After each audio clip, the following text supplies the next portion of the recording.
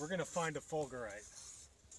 So here on the Lake Wales Ridge, we're in the lightning capital of the United States. We get more bolts of lightning coming down here than anywhere else in the country. So this is a perfect spot to look for fulgurites. If we get lucky, we might find the exact spot where the bolt hit the sand.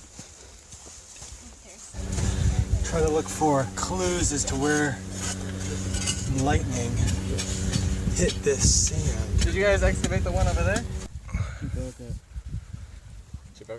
What are they made of? Well, they're made of quartz sand, not much else. And there's a variety of glass called Le Chatellierite, and that is quartz glass. So SiO2. There's some really big strikes that happen, and I see that some of you found some very fat fulgurites. Those are not very common, but they will happen. And the amount of energy in them, we can actually calculate 2 times the diameter, the energy in megajoules of those fulgurites. Florida's geography is so interesting. You'd think we'd be at the beach with all this sand, but we're in the middle of Florida, and this sand here is millions of years old. This is the Florida stuff in white. But notice this, have you ever seen orange colored sand? Well, this has actually come all the way over from Africa on the trade winds.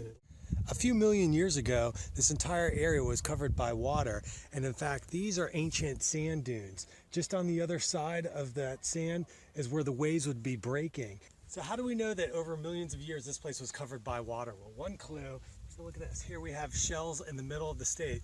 They weren't just dropped here by a tourist. Even more shells. Found a flimsy oyster. Okay. The best place is going to be a sand mine. Okay. They are found on the beach, but it has to do, the sand doesn't last as long on the beach as it does on the sand mine. The sand mine's nice and elevated, and so it keeps them kind of pristine and doesn't hit them with wave action and stuff. So like that. on the beach, what about the moisture of the sand? Does that prevent the fulgurite formation? Or?